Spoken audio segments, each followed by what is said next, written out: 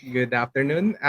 Good afternoon to all the people watching on the live stream and watching on the replay. So we're talking to the general manager of Arigato Travel, and we're talking about planning your travel to Japan. And Lauren will Hi. talk to us. Yeah, you'll help us with all our planning needs. Yeah. I have actually a lot of questions. We're also starting to plan our travel to Japan. And for Awesome. those people watching on the live stream on the replay, please join us. Join in our discussion. If you have questions, please put it on the comment section below. Thank you to all the people watching in Kumu. Hello, guys. To Facebook and YouTube. And my name is Anton Diaz, founder of Our Awesome Planet. We're awesome live with Lauren Shannon of Arigato Travel in Japan. Can you Hi. do a short introduction?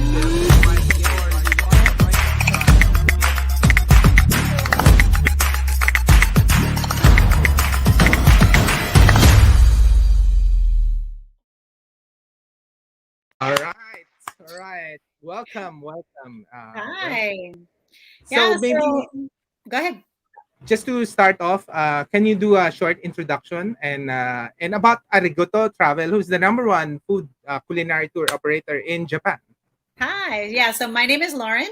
I've lived in Japan a long time, more than 20 years, and I am a part owner and general manager at Arigato Travel, like Antonia said. And we are specializing in culinary tourism, but we also do a lot of other things, custom and full day tours. So, of course, we are food experts, but we are also just super passionate about sharing everything about Japan. So, I'm originally from the US, lived here a long time. Our company is about 6 years old, but we've already, even including COVID, we've already welcomed 29,000 travelers to Japan. So we've helped a lot of people enjoy all the great food. But I should explain that our idea of culinary travel is that food is a great gateway to learning about Japanese culture. So instead of taking like a super heavy history tour or just sightseeing, we find that a lot of people can make a really strong connection with Japan quickly, learning about the food customs and cultures, trying different regional and seasonal things in Japan. That's what we're really passionate about, but we use it as a doorway to discovering all kinds of things about Japan and really connecting with the locals here. And then just me, I used to work in hospitality, restaurants, and catering. And then about 10 years ago, I moved over to tourism so I could really put together my love of food and beverage with my love of Japan. So it was kind of a perfect match for me to join my partners and create Arigato Travel. So that's a little bit about me. And I'm super excited to talk to everybody today about coming to Japan, answering your questions, anything you want to know. So, yeah, let's get started. Yeah, let's get started. So we'll say hi first to Warjes. Hello, Franz Corner. Hello, Renee. Hola. And there's a lot of people in Kumu. Hello, guys. So let's get right into it. So the first question, is it safe to travel to Japan? And is Japan open? So we are not open yet, but it's getting closer and closer. So I will say we're leading the world now in vaccination rates. We're doing really, really well. And that's only going to get better and better in the autumn. And what I suspect will happen, we won't know for sure. We're about to have a big election in November, but Okay. the word on the street is that after the election, people with student visas and working visas will be able to enter first as kind of a like phased reopening. Okay. And then they will start to reopen to people around the world, kind of based on, they're talking about using the vaccine passport and things like that. So it'll depend on your vaccination status, but I expect it that by the end of the year, they'll start to reopen. And then we expect to really be fully reopened for the spring season of next year. So I think through January and February, it'll be a phased reopening. And then we really expect things to be wide open March, April, May of next year. Although I will say that all through this COVID situation, what we expect to happen and what happens is not always the same. So Yes. I recommend to all of your travelers just to keep your eye on the news and kind of follow along. I will say that most tour operators, hotels, and things in Japan have really changed to a very flexible cancellation policy. So you can Okay. go That's ahead and good. start making plans, but just, remember that things are changing all the time. So we don't really know yet, but that's kind of what I expect to have happen over the next couple of months. And Okay. yes, it's very safe to travel here. Yeah. So what happened during the COVID season in Japan? You mentioned you've been operating tours as well. So Yeah. what happened during this time and even Olympics? Maybe you can share some stories. Yeah, so Japan is kind of a little strange around the rest of the world. So that I know, like in Manila and in the Philippines, you guys had some serious lockdown Yes. situations. In Japan, our laws and regulations are a little different. They actually can't like force everybody to lock down. So we've had some Ah. what they call states of emergency where we've had restricted openings and things have been closing early. But the only time we ever saw things like really fully closed down was in the very beginning of the pandemic in April of Mhm. 2020. But in all through 2021, we've been in this weird, like sort of open, sort of closed state. So restaurants were allowed to be open, but not allowed to serve alcohol. And they had to close at 8 o'clock. We've had a travel ban in place the entire pandemic. So even during the Olympics, people had to have really special permission to come. So Mm. like some press came and the athletes came, but like the athletes weren't even able to invite like friends and family. So the Olympics were really strange, but we really did our best, and we were really proud that the athletes were able to have a really successful Olympics and come and compete. And everything was televised, and they had a lot of free access to watch everything. But yeah, there were no spectators in the stands, and yeah, it was a really strange year. I'm sad for Japan because for the last 6 years we've really worked hard to prepare for the Olympics. So Yeah. it was kind of depressing, but we also did try our best, and we were really proud that the athletes had a really good Olympics. There were a lot of records broken, and a lot of athletes had really great performances. So yeah, so that's where we're at now. And we're in this, we just finished a state of emergency, like kind of one of those quasi shutdowns Mhm. on September 30th. And so I've been out and about the last week or so, and everything is acting very normal. So everything's open. They can serve alcohol again in the bars and restaurants. Places are open later.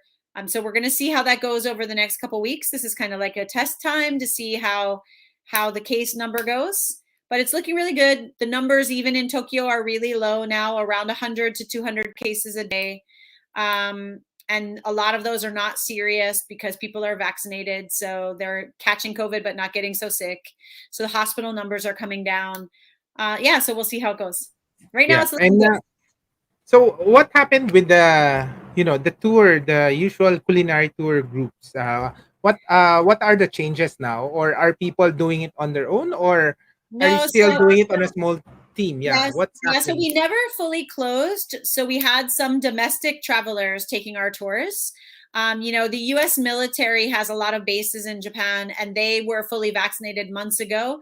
So we've had some military base people take our tours. And then we moved a lot of our tours online. So actually, Antonius, you took one of my green tea tours Yeah, online. of course. So Yeah. yeah, so if people want a little taste of travel before they can come to Japan, we have 7 online experiences where you can see different neighborhoods, learn different cultural food things. We even have a planning online experience where you can really get a lot of insights on tips and tricks for travel. And so we've been doing a lot. We've had over 3,000 online guests in the last year. So we've been focusing a lot on online, but our culinary tours are still available, and we've gotten some good. Just last week, we had 3 tours in Osaka and 1 tour in Kyoto. So of course, it's really low numbers, but we're preparing. What we've spent the last months doing is really getting ready for a solid reopening as soon as inbound travelers can come back. So we've updated all of our like precautionary measures. So like all of our guides are vaccinated. We take people's temperatures. We wear masks on the tour. We're using restaurants and food stops where they are taking COVID precautions, hand sanitizing. The staff is wearing masks. So we're doing everything we can to prepare for like a safe reopening. So yeah, we're really excited to invite people back. And if you have friends and family that are living in Japan now and they want to take a tour, we're already fully open. So people can book our Mhm. tours now. And of course, you can book to plan for 2022. So you can only tour if you're vaccinated, or No, our is that guides are vaccinated. We're not checking right now, but I think honestly, at least at the beginning of reopening, I think Japan, Mhm. the government is going to require vaccination to come or a negative test. So we're not requiring it, but I think the government may require it. Okay. And what happened to the? What do you think will happen to the the major sites? Like for example, Yeah. the crossing, the Shibuya crossing, Yeah. all So the other parks. yeah, What? I was just in Shibuya 2 days ago. It was super crowded. It looked like pre-COVID times. So a lot of, on our tours, we stop with a lot of small local businesses. So we're rechecking all our tour routes now and seeing who might have closed or changed their situation. I am sad to say we lost a lot of small businesses during the Yeah. time, but Okay. there's also a lot of new reopening businesses too. So people are, there's a lot of shuffling going on right now, but I know that we will have plenty of great local places to choose from on the tours. So don't worry. A lot of people really, we say in Japanese, like ganman suru, which means like tried their best. So a lot of the restaurants were able to get some government subsidies to get through this time. The government really supported the restaurant industry, maybe even a little bit more than the tourism industry. So when they had to be Okay. closed or closed hours, the government was giving people daily money for following the rules. So yeah, so a lot of, I would say, less than 10% of our restaurants are closed. But a lot of them maybe have new menus or new measures or new like seating, things like that. So we're checking everything out. So we'll be ready when you guys come. But it's generally been really positive in the kind of this end of the summer into the fall. Things have been getting a lot better. Okay. I wanted to get into the different experiences. Wanted to get your tips, on Sure. because a lot of people are craving for Japan, but there's a lot of things to do. What what should you prioritize, in a post-pandemic world, in a sense? Yeah. But I So wanted to share your website first. sure. This is your website, right? Right. Yeah. That's us. Arigato Travel. Yeah. And so, what are the most popular here? So, Before we even 30, yeah. we have day tours and night tours. We have different tours for different types of travelers. That's just a small selection. If you click on the tour button at the top, you can see all of them. So yeah, go there and just click there. And Which then location is the most famous? Osaka, I guess. no, Or no? actually, so I think a lot of guests arrive. I don't know from the Philippines, but from a lot of other countries, most people come into Tokyo and then they go down through Osaka and Kyoto. So I Okay. would say our majority is Tokyo, maybe 60%, and then 40% is Kansai in Osaka and Kyoto. And Mm-hmm. yeah, I think that some of the changes that I see coming, like you can see down at the bottom of our list there, we also have tours around the Mount Fuji area. Yes. And one of the things that I see coming is that for a long time in Japan, we've been talking about trying to get people to, of course, come and enjoy Kyoto, Tokyo, and Osaka, but Yeah. there's so many wonderful things you can do a little bit off the beaten path. Very Mm-hmm. easy to get to. Like there's amazing day trips all around Tokyo, all around Kyoto, all around Osaka. And there's a lot of other destinations. And I feel that after the pandemic, people are looking to do things a little bit outside of the super crowded cities. So I'm Mm-hmm. really hoping, and at Arigato Japan, we're developing a lot of new things that are not even on the website yet, that are a little bit outside of the regular big city tours. So of course we have those, but I really encourage people to do a combination, get a little bit outside the beaten track, go a little bit further away from all the other tourists, especially if you're thinking about coming in the spring. It's a really Mm-hmm. good idea to do, Yeah. 1 or 2 days in Tokyo, but then go outside of Tokyo and get a little bit out of the crowds because, just outside the city, you can have an equally beautiful cherry blossom experience without it being so crowded. So I would say do a little bit of both.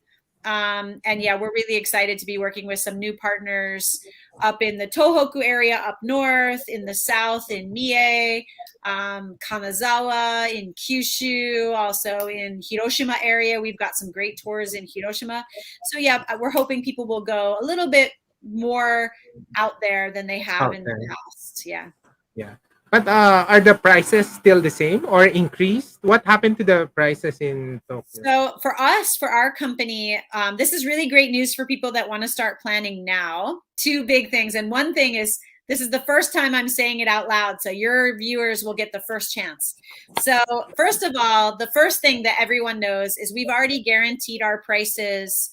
We will be raising prices in 2022, but if you book between now and December 31st for any tours next year, you get the current pricing.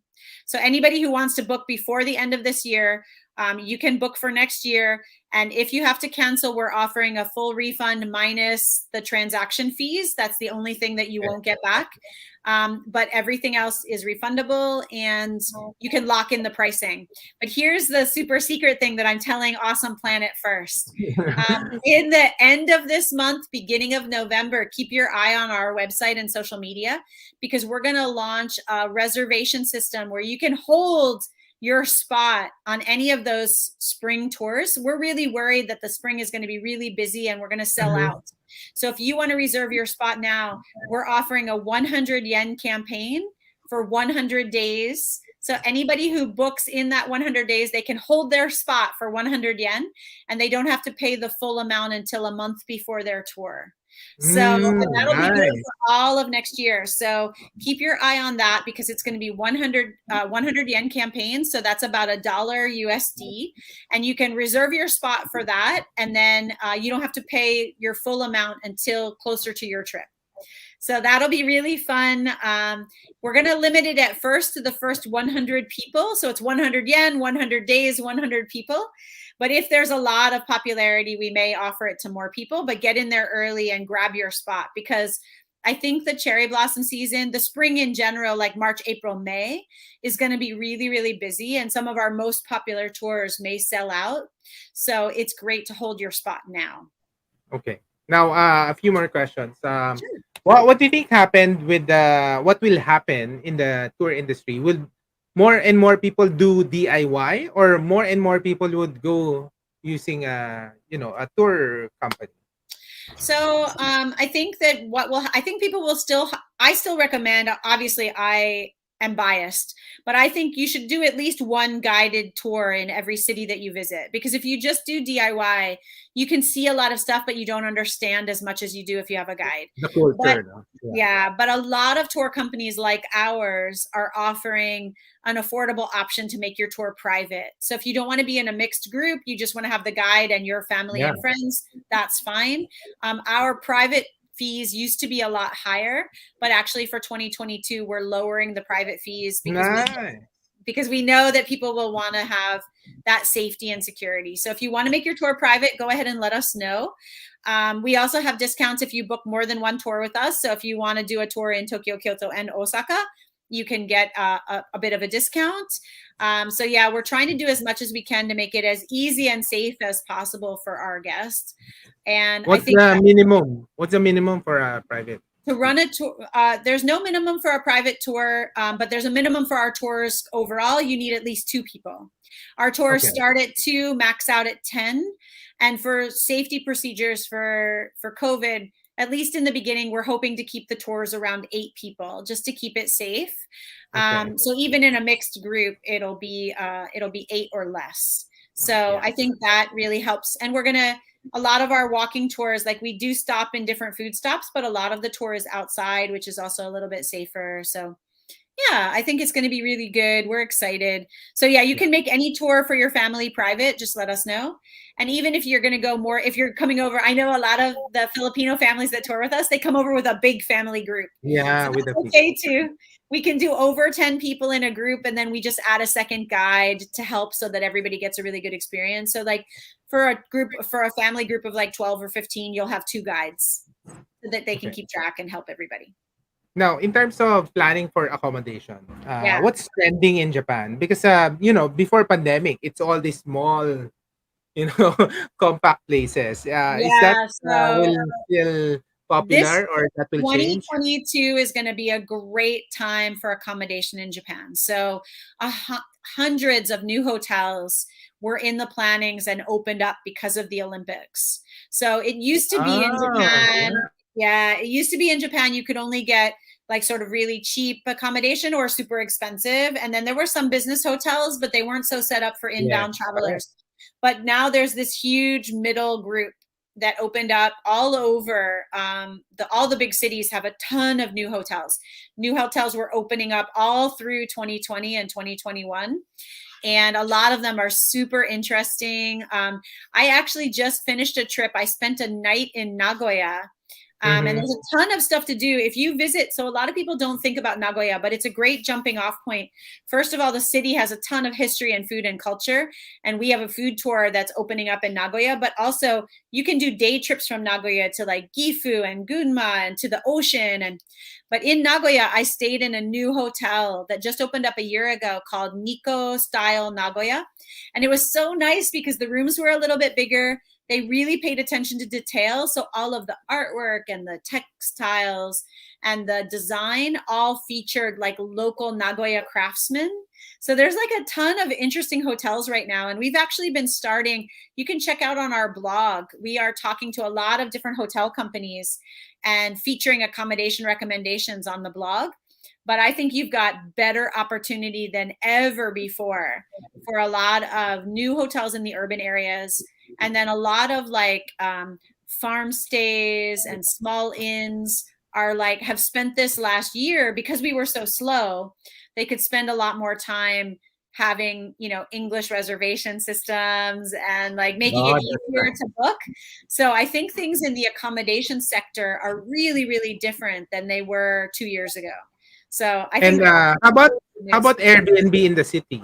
Is that still popular or not anymore? So Airbnb all over has changed a lot, but it's still really popular. I stayed in some great Airbnb locations in Shizuoka in the Izu Peninsula just a couple months ago. And it's really a competitive market right now. I mean, we had a lot of rule changes for Airbnb. So everyone that's hosting people now has to have a license to host and they have to be registered. So that means the quality is really high. I think that the affordability is not so much as it was 5 years ago. So it used to be with Airbnb, you would stay there because it was cheaper than a hotel. But I think the Airbnb people also know their values. So their prices have gone up a little bit and hotel prices have come down a little bit.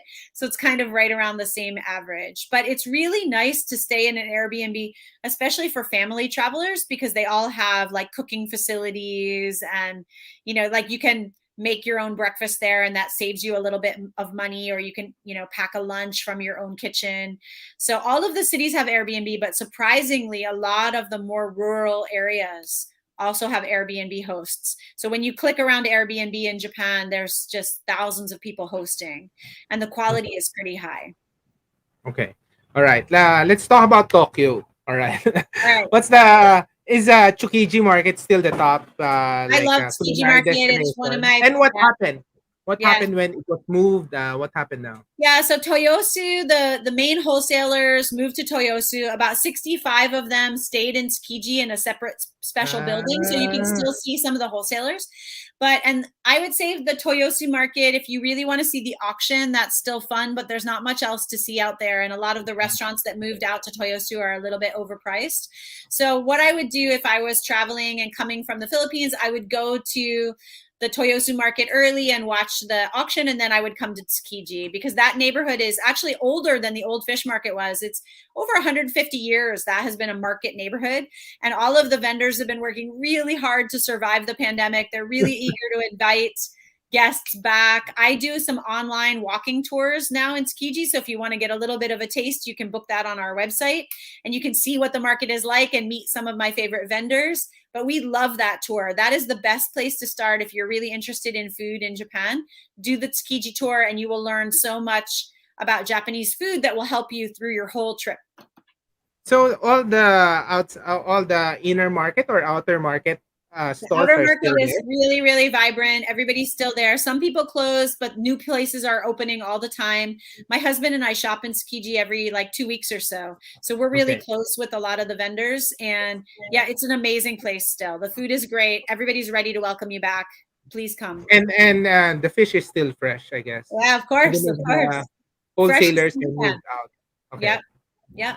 So It's are there a lot more, a lot people still looking into the auction or not anymore because it's well, separate from during COVID, not so many, but I know that will pick up again when travel reopens. So, that's always been more fascinating for people visiting Japan. It's never been something that many locals do.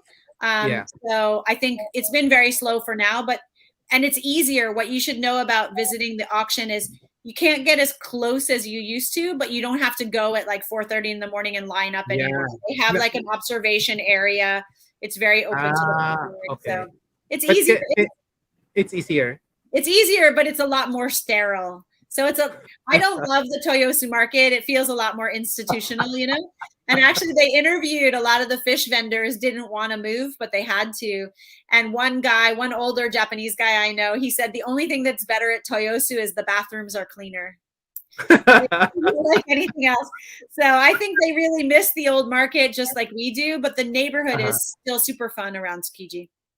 All right. Now, so after Tsukiji, what's the next hottest culinary destination in Tokyo? So if it's your first time coming and you want to tour with us, a lot of people love our All-Star Tour because the What is All-Star that? Tour, yeah, it visits 3 neighborhoods in one tour. So you start in Yurakucho, you go to Ginza, which is very posh, and then you end up in Shimbashi, which is a great after work, like office worker drinking and eating, very local destination. So that tour is really fun because it's all very close in distance, but you can feel 3 totally different atmospheres. And we stop at 5 food stops.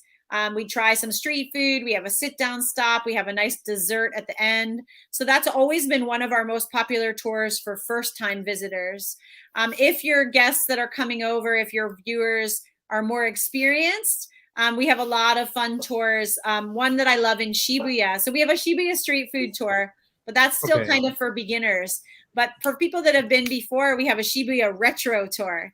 And that is What is like, that? yeah, so you go to Shibuya, but we show you all these hidden places that have been around since the 1950s, the post-war era. So it's like a Showa era tour in Shibuya. And you get to visit like places that have a really nostalgic retro vibe. We visit the oldest ramen shop in Shibuya. We visit a great standing and drinking spot. We have a really super secret dessert experience. So that one's really fun because even though you're in like super popular, famous Shibuya, you're seeing a side of it that you would never find on your own without a guide. So I love Nice. showing all of our tours, even in the really popular areas. We try to show you something a little bit hidden, like on a side street or a back street or on the 3rd floor, like something that you wouldn't find on your own. So I'll show the website again. Maybe you can point us. So where do you? So this is the All Star Tour, Yeah, correct? right. That top one right there. Yep. How much is 20,000 yen? How much is 20,000 yen? So that's about Mm, 180 USD. But you get okay. a full meal. It's a 3-hour tour. You're totally full at the end. You get to try lots of different types of food and all of our guide advice that can help you on the rest of your trip. Another big piece of advice I'd give any of your members is like take one of our tours or someone else's tour if you like, but take it early in your trip because a good guide will give Mm, you all kinds of tips that you can use for the rest of your trip. So we always really try to give our guests a lot of useful information on the tour that they can use when they're traveling on their own as well. okay. And where's the Shibuya here?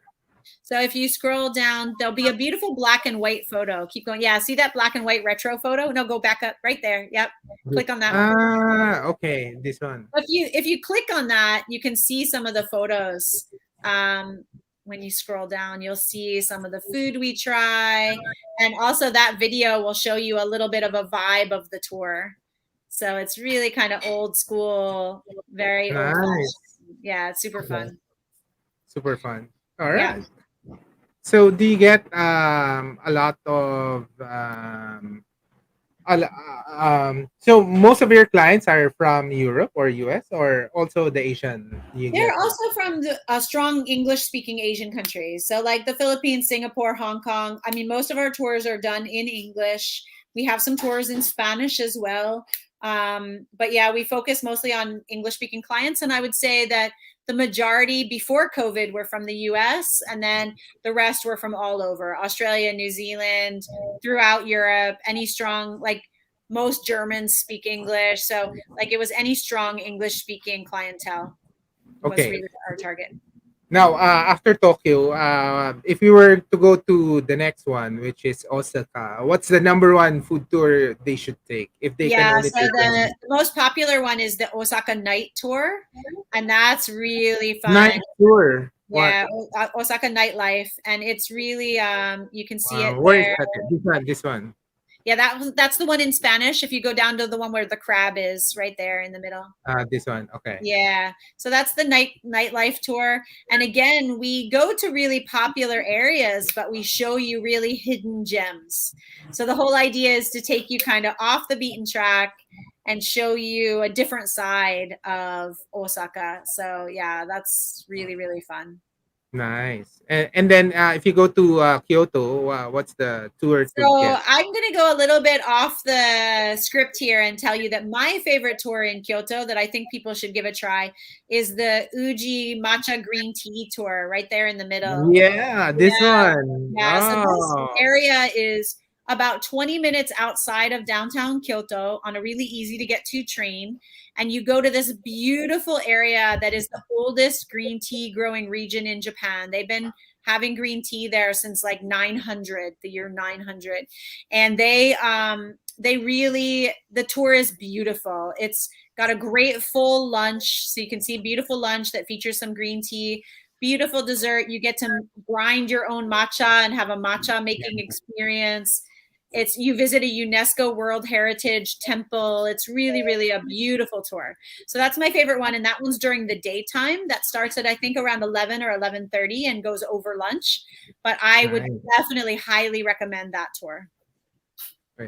We actually, so we really love green tea here. We actually grind our own matcha here and drink this also. Yay. That's the best Yeah. way. And yeah, and this area, the place that we go to for the matcha experience has been selling green tea for over 500 years. And Wow. they used to supply matcha to both the imperial family and later the shogun up in Tokyo. They're in their 16th generation, and their stuff is super high quality. So when you're grinding matcha there, you're getting some of the best in Uji, which is some of the best in Japan. Uji is the most famous town in all of Japan for matcha. Wow. All right. Now that's on that's on our list definitely. Now, Yay. let's get into like general planning tips Sure. for a lot of people are targeting the cherry blossom season. Yeah. So what should be on their target planning list? Now we're in the COVID times. Yeah. So I would say, check cancellation policies carefully, but if people have a good cancellation policy, book now. Don't be afraid what to what book. what should be a good cancellation policy? So I think people should be giving you for accommodation. You should be able to cancel, full refund within a week of your trip for sure. A lot of Okay. places are doing within 3 days. So go ahead and reserve your accommodation because that's the hardest part during cherry blossom season. The accommodation books out first, Okay. and if people really want to come during that time, booking early is really important because what we've been noticing for our clients is like in 2021 people whose tours were spread out all through the year from January to fall, they're all rebooking for the same 3 months next year. So even if they were originally going to come in summer, in 2022, they're booking in March, April, May. So March, April, May are going to be really, really busy. So the earlier you can start your planning, the better. The first thing you should secure is your accommodation. Make sure you're in a good, convenient location, close to good transportation access. I would book that first, and then I would start to build your itinerary from that. I think there's a lot of good deals out there, but also really concentrate on quality and like safety measures. So go on the Mhm. site, make sure people have a good COVID plan, check into that so that you know what the options are. Make sure that any tours and experiences that you book also clearly state what their cancellation policy is, so that you know because things happen. And then, yeah, don't overbook yourself. One of the great things in Japan is to leave time in between experiences to like think about what you did and relax. Yeah, so don't go crazy booking everything. Leave some things up to chance. There's a lot of things that you can book even after you arrive. So a lot of people, like, they super pack their itinerary, and then when they get here, they see something else they want to try or do, and then they don't have time, or they have to cancel something to do something else. So I would say, like, book some of your things and leave a little bit of things open for when you arrive, even during cherry blossom season. And then I would say, like, especially in places like Kyoto. So Kyoto is super busy and it's a lot smaller than Tokyo, so it can feel a lot more crowded. But the interesting thing in Kyoto is everybody books the same, like, 6 or 8 really famous places. But Yeah. if you go just outside of that, like, there's over 1,000 temples and shrines in Kyoto. So don't go to the 5 most famous ones, right? Maybe Yeah. visit one famous one, but then try to find some of the other ones that are just as beautiful and just as traditional, but will be much less crowded. Unfortunately, a lot of influencers like you guys have promoted the same places, so everybody goes to the same places. So, like, Yeah. I would totally skip, like, the Golden Palace. I don't recommend anybody go there. It's super crowded, and How there's about the Inari? The Inari yeah, shrine. Fushimi Inari is really crowded, but you can go if you go early in the morning, or if you have any rainy days while you're here. If it's slightly a little bit rainy, that's the best time to go to Fushimi Inari, because most people stay away, and the mountain that the shrine is on has a really beautiful atmosphere on, like, a misty, Oh, rainy day. nice. It's really nice. Yeah, don't go on a sunny day in spring. It's going to be so crowded. So crowded. Now, question. The forecast is March 15. Would you go before on March 15 or after? How do you plan the trip? Like Tokyo So if first you and then really want to Kyoto? hit, Yeah. yeah, if you really want to hit the blossom season, the safest bet is, so if you're going to Kyoto, March 15th is too early. But if you're going to start up in Tokyo, I would say, I would pick, if it were me and I was putting my money down, I would want to straddle the end of March and the beginning of April. So I would book, like, the last week. I would try to book for 10 days to 2 weeks. And then I would book, like, like, around the 20, between anytime after the 20th or the 25th of March, and then kind of go over into April. And then leave, if you're really here to see the blossoms, leave some flexibility in your schedule, because if you arrive and it happened early in Tokyo, for example, if you head up north, a lot of people don't realize that the cherry blossoms move across the country. So Yeah. there's actually, everybody tries to come in the 2 weeks right around Tokyo, but if you miss that time, if you go north, you can see them up north. And if you start south down in Kyushu, you can see them earlier. So if you are a little bit more experimental and you really want to see the blossoms, it's actually, the window is not 2 weeks, it's like a month and a half. Between Okinawa and Hokkaido, there's a huge range of when you can see the blossoms. And everybody should know they promote the cherry blossom forecast. The one now is not accurate. Don't look yet. Okay. I would look in, like, end of November, beginning of December. They will start to tell you the dates that they're expecting. Okay. And then just keep an eye on that as you go. And like I said, leave a little flexibility in your schedule so that if you need to chase the blossoms up north, you can. Okay. Now, next question. Is anything Olympic related in the schedule now in Tokyo or not anymore? So the Olympics are all finished, but a lot of the facilities that we built for the Olympics, there'll be all kinds of exciting. Remember, we just Yeah. finished. Any recommendation? Yeah, I think they're going to be doing a lot of activities. We don't know yet, because remember, they just finished the state of emergency on September 30th, right? Yes. Correct. So Okay. we're reopening now, but the plan is to have lots of activities and events using the Olympic Village, using some of the facilities. So I would just, like, keep your eye on those places and see the things that are going to be planned there, because they're going to plan a lot of cultural activities and music activities and things like that into 2022. But for right now, we're still being very cautious in Japan. So there's not a lot of big events happening yet. In fact, most of our festivals, all the normal things that would have happened in the summer and fall, have all been canceled. So, Okay. but that means everybody's going to have a super fun time in festivals next year. We're all really looking forward to it locally, because we've had 2 years of not being able to do a lot of celebrations. So yeah, just keep your eye on the facilities. If you go on the Olympics website from Tokyo, you can still see where things are. and then follow and see what kinds of events there will be next year. Yeah. Well, in terms of Olympics, what's the most amazing location, if ever, to visit? I think the Olympic Village was really, really beautiful, and the main stadium was really, really pretty. I don't know what they'll be using it for next year, but I think those two locations would be fun to find. And then they did a lot of really nice stuff around the Odaiba area in Tokyo, so which is kind of Mhm. on the Tokyo Bay side. And so there, I don't know what will still be standing next year, but I think there'll be some interesting like Olympic history going on there next year. Okay. And going to Odaiba and with all the giant robots there, how's the travel with the kids? If you're planning for next year, do you think Yeah. you leave the kids behind, or do you think Japan will accept vaccinated kids? I think Japan is great for kids, and I think they'll be open for families next year. So I wouldn't worry about it. I mean, I think it'll depend on your vaccinate. It'll depend on what Japan decides about vaccination and how early they can start vaccinating younger kids. So I know right now a lot of countries can vaccinate from 12 and up. So, it'll depend on that. But generally speaking, 2022 and in 2023, if you want to travel for the family, Japan is a great place to travel with kids. Super safe.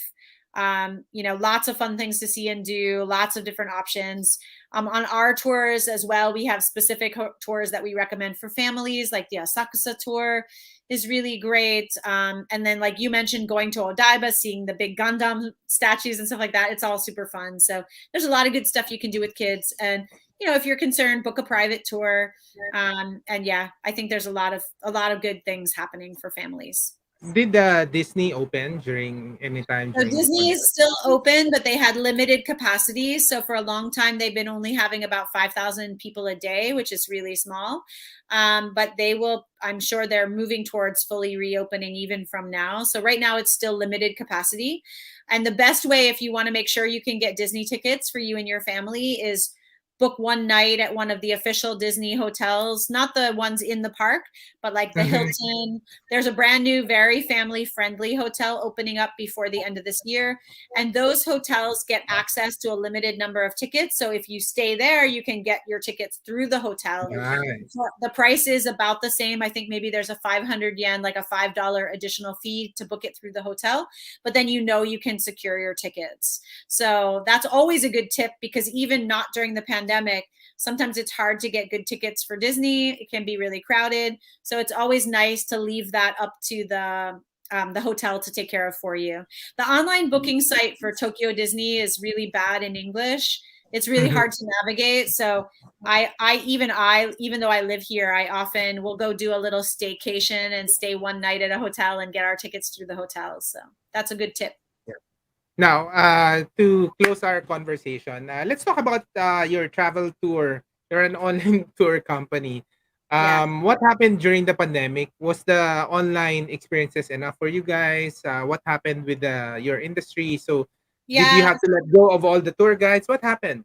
So our tour guides were all freelance, but they stayed very close in touch with us, and a lot of them we trained how to do online experiences. We didn't make a lot of money on online experiences, but we made enough money to pay the guides a little bit something and to stay really good in practice. So that's another tip. If you're hiring a tour company, find out what they did during COVID, because Mm-hmm. the spring is going to be like the beginning for a lot of people. And if they didn't do anything during COVID, they may be a little bit rusty. They may not have much experience, but our guides stayed in practice because they've been doing like online experiences like this. They've been doing a lot of talking online. So they stayed really relevant to Japan. So we did a lot of that, but we also, what we've done the last year and a half, which was really nice, is we have done consulting with a lot of different destinations all over Japan Nice. to help get ready for new activities for inbound. So we've been working with local prefectural governments to think about how to make inbound better next year. And we've also invested a lot in doing guide training all across Japan, not just for our guides, but helping all kinds of guides across Japan to be better prepared for inbound. So we did a series of 5 webinars that were for guides all across Japan. We've trained over 500 guides outside of our own guiding. And now we're doing some like prefectural training. We just came back from up in Tohoku. We went up to Sendai last weekend, and we had 25 amazing Japanese guides take an 8-hour training with us. And I can Nice. tell you they are super excited to increase their skills for inbound and to see all of you guys up north as well when travel reopens. Everybody forgets about north, but going north is really nice in the spring and summer. So don't forget about all those fantastic, if you love outdoor activities, then Tohoku is amazing for swimming and fishing and onsen and hiking and mountains and great food, island hopping. There's like so much you can do up there. And we have some great partners up there.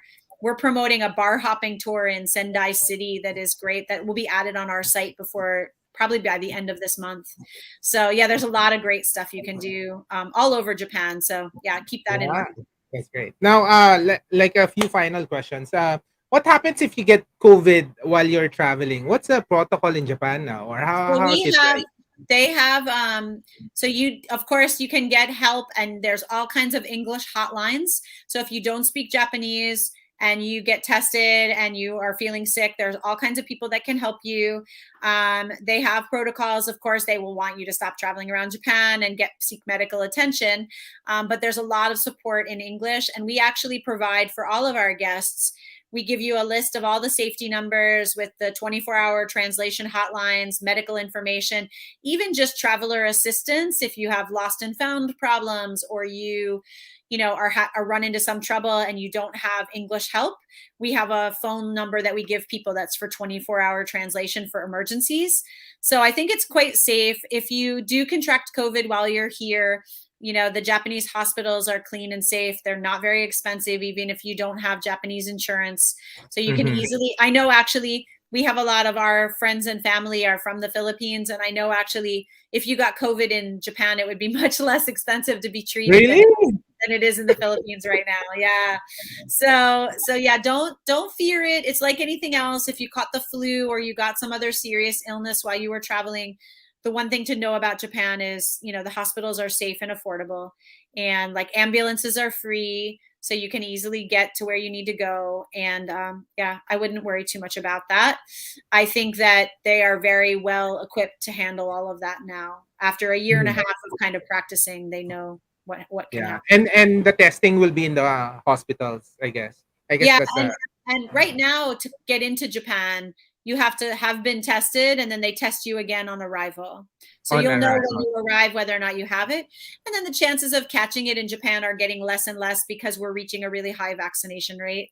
So, you'll start to see the case by next spring. I'm hoping the case numbers will be really rare, because once you reach up to like 70-80% vaccination, the cases start to disappear. The virus can't survive when everyone is vaccinated. So Yeah. And there's no quarantine when you arrive in Japan for there is tourists. still a quarantine right now, but hopefully that will change when inbound reopens. So right now, if you're Japanese and you're coming back from a business trip or whatever, you can fly, but there's a 3-day hotel quarantine, which is supposed to be ending soon, and then a 10-day other quarantine. So for travelers, it's not ready yet. Like, you don't want to come on a 14-day vacation and have to spend 13 days in quarantine, then only have 1 day to do anything. Yeah. That doesn't make sense. But just keep in touch. Like, they're publishing the news. Like I said, right now we're totally closed. But if you want to come in the spring, you can start planning for it. And then we'll Is see there, what we get to. what was the official website that you guys monitor in Japan for? Yeah, so actually, if you go to our website, there's a COVID update page. If you go there, so I think under About Us, maybe check that, or under Services. Can't remember exactly where it is. Maybe under About Us.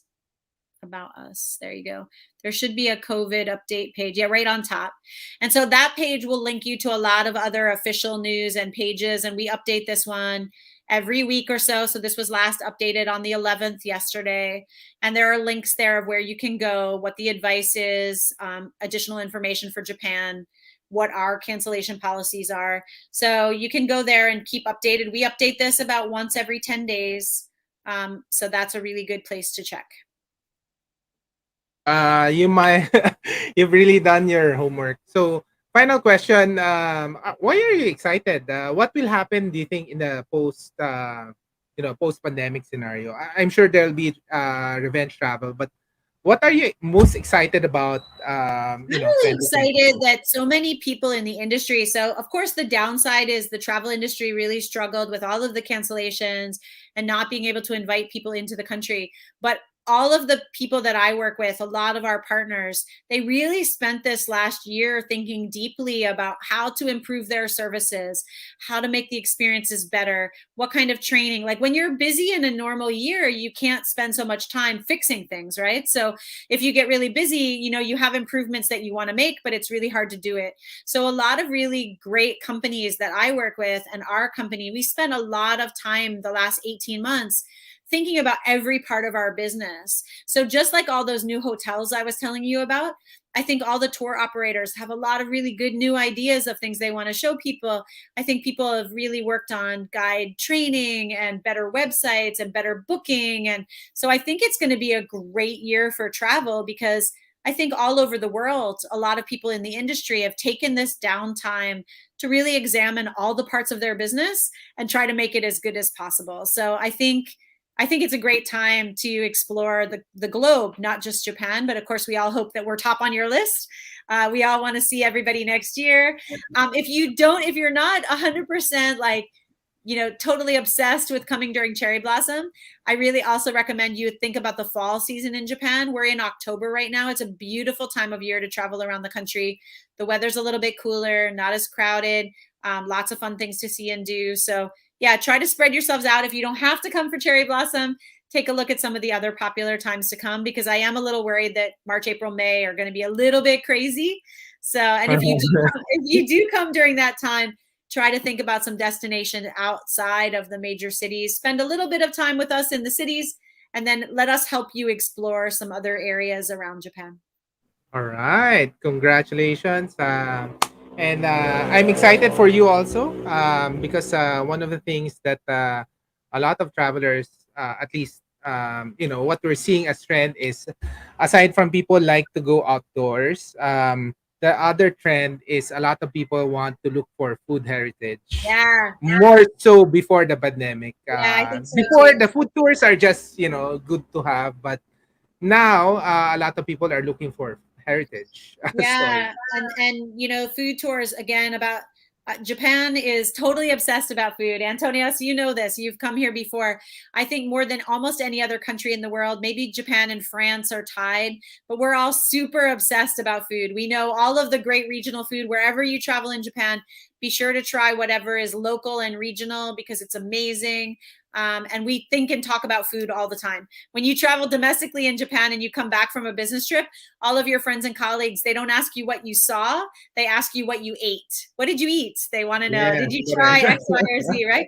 So I think for sure, book some food tours with us. You can really get a lot of culture and history from the food. And it's just a great way to relax and get to know more about the country and ask your local guide all kinds of questions. We're here to help you have a great time in Japan. Okay, one curious question. Because when we go to Japan, we really like to explore the countryside. But Yeah. the problem with the countryside before was they only accept cash, like actual cash. Did that change during the pandemic? Did So the here's electronic something or really credit card? Yeah, so here's something really crazy. They still are very cash based, but one of the funny things is we have some digital payment systems. There's a very popular one called PayPay. It's pretty Pay, easy to pay. yeah, it's Okay. pretty easy to sign up for, and you can charge money on to PayPay right in like 7-Eleven or places like that. And it's so funny that you mention it because a lot of these super rural experiences don't take credit cards, but do take PayPay. So you can pay with your phone. And it's really funny. Like last week, I was in this little town called Toba in Mie Uh-huh. Prefecture. And in Toba is where the really famous ama divers are. These are female divers that like free dive for abalone and lobster and stuff. And Wow. I had this amazing lunch experience in an ama diver hut where they were cooking seafood for me over open charcoal. And we were talking, and I noticed by their door they had a little pay symbol. So they don't take credit cards. They take cash or pay, but they do take pay. So I think you'll be surprised, a lot of the like rural areas now, they're adopting this like cashless payment system, but they're not Okay. taking credit cards. Okay. Now, sorry, this took long, but there's still another question with Tyrone. What's the sentiment of Japan with Sinovac and the Chinese vaccine? Yeah, so I don't know yet. I would follow along what the Japanese government says. I think right now they are limiting, they're deciding the countries whose vaccines they will recognize. And I don't think that they've recognized the Chinese vaccine at this point. Okay. So I think right now the approved vaccines are like AstraZeneca, Moderna, and Pfizer. And I don't think they've accepted a lot of others yet. Okay. But like, I would just keep up with your planning, keep watching what's going on, and then see how it goes. And then, was there a lot of innovation in the convenience sector, the convenience shops in Japan, like the 7-Eleven? Yeah, there's always, I mean, the convenience stores in Japan are amazing anyway, but yeah, they've been trying all kinds of new things during COVID. And I would tell you that for travelers, I think 7-Eleven in particular, they've added so many bilingual services. You can ship your luggage on to the next hotel, so you don't have to carry it with you on the train. The ATM machines are bilingual now, so you can use the ATM machines in English and Japanese and other languages too. They have like copying services, they have package delivery, they've really done a lot. They all have clean public restrooms now, which didn't used to be the case. It used to be some convenience stores you could use the restroom, some you couldn't. So if you're a traveler traveling around Japan, keep your eye out for 7-Eleven, because they really consciously added a lot of good services, not just for people who live here, but for people who are traveling here. And they did a lot of that in the lead up to the Olympics. So sadly, we didn't get to use a lot of that during the Olympics, but all of that infrastructure has been being built for the last 3 or 4 years, right? So we're really ready. We're more ready than we ever have been before to welcome inbound travelers because of the Olympics. So even though the Olympics, we didn't get to have everybody here, we still spent that time getting ready to welcome you in the future. All right. Thank you so much. Maybe final message and invite them to join your tour. Please come and check out our site, read our blog, get to know us a little better. And then, maybe Antonius, you and I can talk again closer to reopening. Maybe we should do a redo of this one in like January and see what might be new in the future. But I want to thank everybody for watching, everybody on the stream now, everybody who's going to watch the replay. Antonius, thank you for inviting us. We're always happy to chat with you about Japan. We love all of our Filipino guests. Come and see us soon. And everyone who's seeing this around the world, it's great to connect with you. Any questions you have, just feel free to ask us anytime. So can they reach you directly via your Instagram? Do you have your Instagram, right? Yeah. So, write to us on the Arigato Instagram. Our email address is info@arigatojapan.co.jp. You can ask us questions there. Connect with us on social media. We'd love for you to follow us. We also do our own Instagram lives as we travel around the country, so you can check that out. But yeah, let's get connected now so that when you come over to Japan in the future, you've got a friend here in Japan. Yes. All right. Congratulations. And guys, please share this with your family and friends. Like, subscribe our Awesome Planet in Facebook and YouTube. And it's actually exciting to plan for travel. Even if, if it's like spring or even fall in 2020 or even in 2023. It's just, like really excited to plan again and get hope even during this time. So thank you so much, Lauren. Thank you, Arigato Travel. And make sure to check them out if you're traveling to Japan. Great. All right. Thank you so much. Have a good night. Bye. Maraming salamat. Live an awesome life, guys. Can you do a short film?